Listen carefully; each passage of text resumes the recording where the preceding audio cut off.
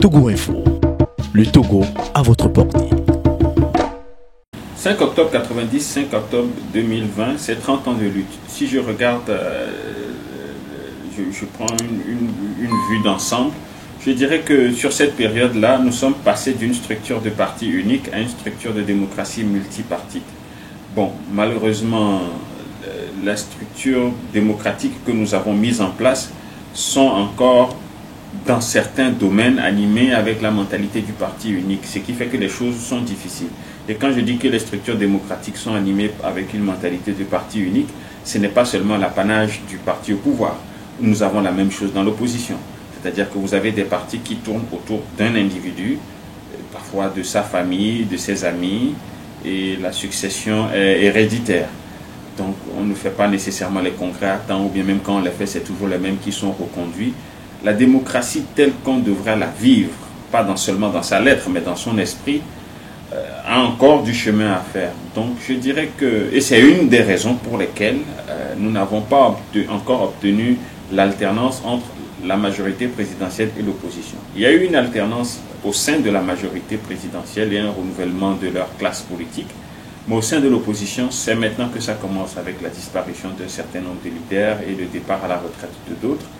D'autres émergent. Et mon souhait, c'est que si nous voulons vraiment faire la démocratie, c'est important qu'on fasse la démocratie au sein de nos partis et qu'on travaille à améliorer la gouvernance dans le pays. Et de façon à ce que si la gouvernance s'améliore dans le pays, les choses vont aller de soi. C'est-à-dire que si la gouvernance est améliorée dans le pays, le pouvoir fait son travail qui est d'exécuter, le pouvoir de gouverner. L'opposition fait son travail qui est de s'opposer, de faire des propositions.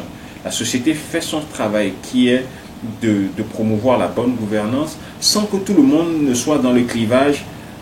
Quelqu'un doit partir pour que nous en arrivions.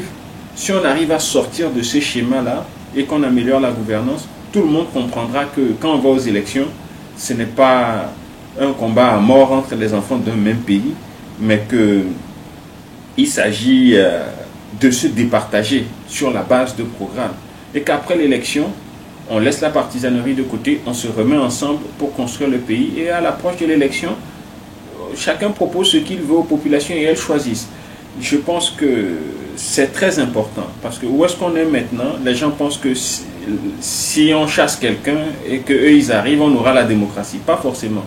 Si tu ne fais pas la démocratie au sein de ton parti politique, comment tu vas le faire à l'échelle de la nation? Donc c'est pourquoi nous nous disons qu'il faut améliorer la gouvernance, c'est-à-dire que donc au sein des partis politiques, la démocratie fonctionne. Si c'est tous les 5 ans, 7 ans, 3 ans, 2 ans que tu dois faire ton congrès, tu le fais, ça fonctionne. Quand on te donne le pouvoir d'État, tu vas pouvoir répliquer ce que tu fais au sein de ton parti.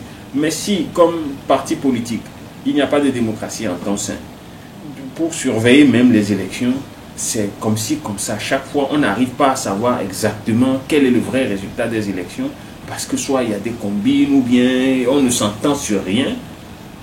La démocratie sera dans nos bouches et nous serons un pays qui a des structures démocratiques, mais où la démocratie, ça sera une démocratie sans démocrate.